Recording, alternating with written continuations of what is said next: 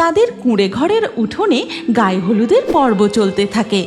লালিমা আর নীলিমা যত্ন করে চন্দ্রিমার মুখে হাতে হলুদ ছুঁয়ে দেয়।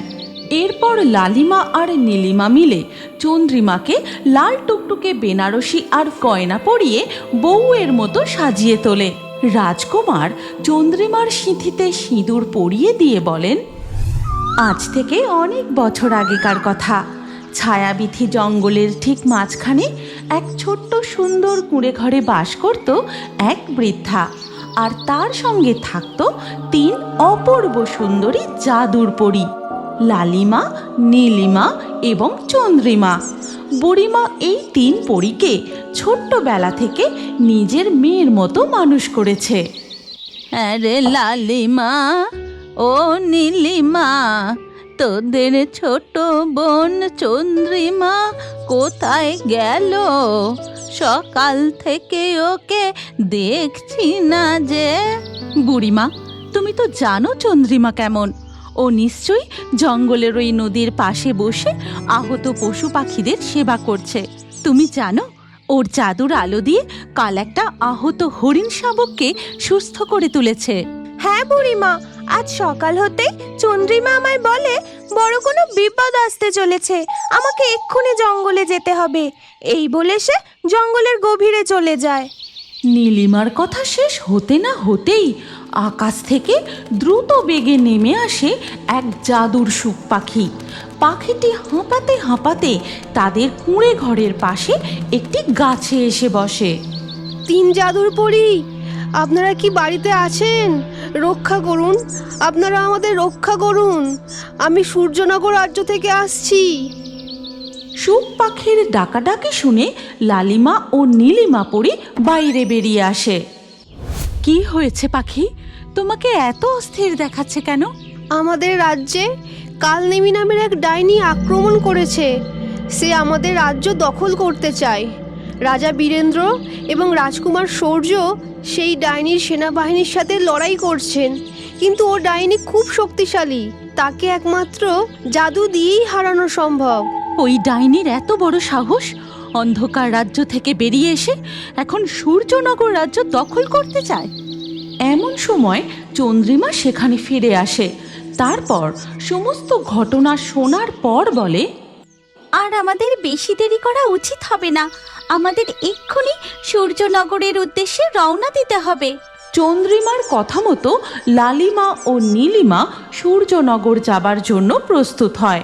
তখন বুড়িমা বলেন, সাবধানে যাস মা, আর মনে রাখিস তোদের 3 জনের একতাই তোদের সব থেকে বড় জাদুর শক্তি।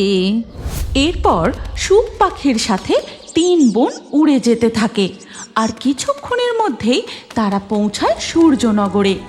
ততক্ষণে রাজ্যের অর্ধেক অংশ প্রায় ধ্বংস হয়ে গেছে। লড়াই করতে করতে রাজা বীরেন্দ্র এবং রাজকুমার সূর্য ক্লান্ত হয়ে পড়েছেন। মহারাজ, আমরা আর কতক্ষণ এই ভূত পেতনির দলকে আটকে রাখতে সক্ষম হব? আমরা বোধহয় আর বেশিক্ষণ লড়তে পারবো না। পুত্র, যতক্ষণ দেহে প্রাণ আছে আমরা যুদ্ধ চালিয়ে যাব। সূর্যনগরের মাটি আমরা এত সহজে ছাড়ব না। ঠিক আছে পিতা, আমরা এত সহজে হাল ছাড়বো না। শেষ শক্তি পর্যন্ত আমরা লড়াই করব। এমন সময় তাদের সামনে কালনেমি ডাইনি প্রকট হয়। হা হা হা হা, বোকার দল, আমায় কেউ হারাতে পারবে না। আজ থেকে সূর্যনগর আমার। ঠিক সেই মুহূর্তে আকাশ থেকে নেমে আসে 3 পরী, লালিমা, নীলিমা ও চন্দ্রিমা। লালিমা কালনেমি ডাইনির সামনে গিয়ে বলে, আর নয় ডাইনি, তুমি এইভাবে রাজ্য দখল করতে পারো না। এবার তোমাকে হার স্বীকার করতেই হবে। তাই নাকি? দেখি তবে তোর জাদু শক্তি কত শক্তিশালী। এরপর লালিমা তার হাত বাড়িয়ে ডাইনির দিকে জাদু করতেই ডাইনি একটি অগ্নিগোলকে বন্দী হয়ে যায়। ছেড়ে দে, ছেড়ে দে আমায়, ছেড়ে দে বলছি। ডাইনি রানী কালনেমি বন্দি হয়েছে দেখে তার ভুতুড়ে সৈন্যদল ভয় অদৃশ্য হয়ে পালিয়ে যায়। সূর্যনগর রাজ্য এখন সম্পূর্ণ নিরাপদ। আপনারা আর ভয় পাবেন না, এবার সব ঠিক হয়ে যাবে। এরপর নীলিমা তার হাত নেড়ে এক বিশাল ঘূর্ণিঝড়ের সৃষ্টি করে। তারপর গোলকে বন্দি কালনেমি ডাইনিকে উড়িয়ে নিয়ে চলে যায়। ধন্যবাদ লালিমা পরি, নীলিমা পরি। যদি সঠিক সময়ে তোমরা না আসতে তাহলে আমরা আর এই রাজ্যকে রক্ষা করতে পারতাম না। চিন্তা করবেন না রাজন, আমরা যখন এসে গেছি এবার ধীরে ধীরে সব ঠিক হয়ে যাবে। কিন্তু আফসোস একটাই, আমার সৈন্যদল দেশের জন্য যে ত্যাগ করেছে, আজ যদি তারা জীবিত থাকতো তারা দেখতো আমরা বিজয় লাভ করেছি। আমি আগের মতো আবার সব ঠিক করে দেব, মন খারাপ করবেন না। এরপর চন্দ্রিমা হাত ঘুরিয়ে জাদু করে, আর তার চাঁদের আলোর মতো উজ্জ্বল জাদুতে মাটিতে লুটিয়ে থাকা আহত সৈন্যরা একে একে সুস্থ হয়ে উঠে দাঁড়াতে লাগলো। হে দেবকন্যারা, আপনারা আজ আমাদের রাজ্য ও আমাদের প্রাণ রক্ষা করেছেন। সূর্যনগরের ইতিহাস আপনাদের 3 জাদুর বোনের এই অবদান চিরকাল মনে রাখবে। আপনাদের সাহসিকতা এবং জাদুর শক্তি অতুলনীয়। কিন্তু চন্দ্রিমা, আপনার ওই পবিত্র আলোর জাদু যেন শুধু এই রাজ্যকে নয়, আমার হৃদয়কেও আলোকিত করেছে। রাজকুমার সূর্য চন্দ্রিমার শান্ত মায়াবী চোখের দিকে তাকিয়ে মুগ্ধ হয়ে যায়। চন্দ্রিমাও রাজকুমারকে মনে মনে পছন্দ করে ফেলে। এমন সময় লালিমা পরি বলে, চন্দ্রিমা, আমাদের এবার ফিরে যেতে হবে। চলো এবার আমরা রওনা দিই। পরীরা তাদের রাজ্যে ফিরে যাবার কথা শুনে রাজকুমার বলেন, দাঁড়াও চন্দ্রিমা, তোমার স্নিগ্ধতা আমার মন কেড়ে নিয়েছে। আমি তোমাকে আমার অর্ধাঙ্গিনী হিসাবে পেতে চাই। তুমি কি আমাকে বিবাহ করবে? হ্যাঁ রাজকুমার, কিন্তু আমরা 3 বোন আমাদের বুড়িমায়ের কাছে বড় হয়েছি। বুড়িমার মতামত ছাড়া এই বিবাহ হতে পারে না। রাজকুমার সূর্য, আপনি যদি সত্যিই আমাদের চন্দ্রিমাকে বিবাহ করতে চান তবে আপনাকে আমাদের জঙ্গল ছায়াবীথিতে গিয়ে আমাদের বুড়িমায়ের কাছ থেকে অনুমতি চাইতে হবে। বুড়িমা যদি এই বিবাহে মত দেন তবেই বিবাহের দিন স্থির হবে। রাজকুমার, এবার আমাদের ফিরে যাবার অনুমতি দিন, আর আমরা আপনাকে আমাদের কুঠিরে আসার জন্য আমন্ত্রণ জানাচ্ছি। আমি কথা দিচ্ছি, আমি অতি শীঘ্রই ছায়াবিধিতে আসব এবং আপনাদের বুড়িমার কাছে চন্দ্রিমার হাত চাইব। এরপর 3 বোন সূর্যনগর থেকে বিদায় নিয়ে তাদের ছায়াবীথির কুঁড়ে ঘরে বুড়িমায়ের কাছে ফিরে যায়। বুড়িমাকে তারা সমস্ত ঘটনা খুলে বলে। বুড়িমা সব শুনে খুব খুশি হন। কিছুদিনের মধ্যেই রাজকুমার সূর্য তার সাদা ঘোড়ায় চড়ে একাই ছায়াবীথি জঙ্গলে এসে উপস্থিত হন। প্রণাম নেবেন বুড়িমা, আমি সূর্যনগরের রাজকুমার সূর্য। আপনার ছোট কন্যা চন্দ্রিমাকে আমি জীবন সঙ্গিনী হিসাবে পেতে চাই। আপনি এই বিবাহে অনুমতি দিন। তাই নাকি? এ তো আমার বড় সৌভাগ্য। আমার চন্দ্রিমা বড় আদরের, তাকে তুমি ভালোবাসবে, যত্ন নেবে, এটাই আমার একমাত্র চাওয়া। আমার এই বিবাহে পূর্ণ মত আছে। ধন্যবাদ বুড়িমা। তাহলে পূর্ণিমা তিথির এক শুভ লগ্নে আমার আর চন্দ্রিমার বিবাহ হবে। চন্দ্রিমা, আজ তবে আমি আসি। এরপর রাজকুমার তার ঘোড়ায় চড়ে সূর্যনগর রাজ্যে ফিরে যায় আর তার পিতাকে সমস্ত কথা খুলে বলে। অতি উত্তম, আমার পুত্র ও এই রাজ্যের একমাত্র রাজকুমারের বিয়ে বলে কথা। মন্ত্রী, এক্ষুনি বিয়ের প্রস্তুতি শুরু করো, গোটা রাজ্যকে সাজিয়ে তোলো। এরপর বেশ কিছুদিন কেটে যায়। অবশেষে বিয়ের দিন এসে উপস্থিত হয়। লালিমা ও নীলিমা পরি তার ছোট বোনকে বিয়ের জন্য সাজিয়ে তোলে। নীলিমা, দেখো আমাদের ছোট্ট বোনটা আজ কত বড় হয়ে গেছে।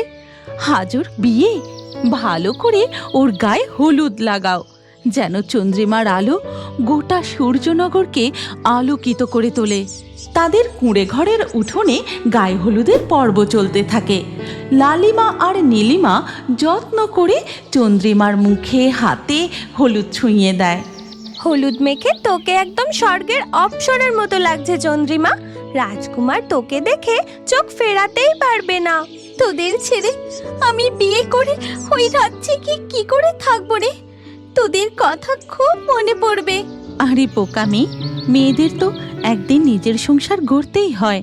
আমরা সব সময় তোর মনে থাকবো, যখনই ডাকবি আমরা তোর কাছে চলে আসব। এরপর লালিমা আর নীলিমা মিলে চন্দ্রিমাকে লাল টুকটুকে বেনারসি আর গয়না পরিয়ে বউয়ের মতো সাজিয়ে তোলে। তারপর উঠানে বিবাহের মণ্ডপে নিয়ে গিয়ে বসায়। এবার এই বিবাহ মণ্ডপ আমি আরো সুন্দর করে সাজিয়ে তুলি। লালিমার জাদুতে উঠোনের চারপাশে সুন্দর প্রদীপ জ্বলে ওঠে, আর নীলিমার জাদুতে বনের সবচেয়ে সুন্দর সুগন্ধি ফুল দিয়ে তৈরি হয় বিবাহের মণ্ডপ। আর তখনই রাজপুত্র সূর্য রাজকীয় পোশাকে সুসজ্জিত হয়ে সাদা ঘোড়ায় চড়ে বিবাহ করতে তাদের কুটিরের সামনে এসে উপস্থিত হয়। বুড়িমা, আজ আমাদের বড়ই আনন্দের দিন। আপনার মতো পুণ্যবতীর হাতে গড়া পরিকন্যাকে আমাদের রাজকুমার জীবন সঙ্গী হিসেবে পাচ্ছে। সবই সৃষ্টিকর্তার ইচ্ছা মহারাজ। এরপর বুড়িমা এবং দুই বোন লালিমা ও নীলিমা দাঁড়িয়ে থেকে চন্দ্রিমা ও রাজপুত্র সূর্যের বিবাহ দেয়। সানাইয়ের সুমধুর সুরের মধ্য দিয়ে শুরু হয় সিঁদুর দান পর্ব। রাজকুমার চন্দ্রিমার সিঁথিতে সিঁদুর পরিয়ে দিয়ে বলেন, চন্দ্রিমা, আজ থেকে তোমার সমস্ত দায়িত্ব নেওয়ার সাথে সাথে তোমার পরিবারেরও দায়িত্ব নিলাম। এর পরের দিন চন্দ্রিমার নতুন ঘরে সূর্যনগর রাজ্যে পাড়ি দেবার পালা। সে রাজকুমারের সাথে তার ঘোড়ার কাছে গিয়ে দাঁড়ায়। ভালো থাকিস মা, রাজকুমারের সাথে সূর্যনগর রাজ্যকে নিজের আলোয় ভরিয়ে তুলিস। চন্দ্রিমা, আমাদের ভুলে যাস না যেন।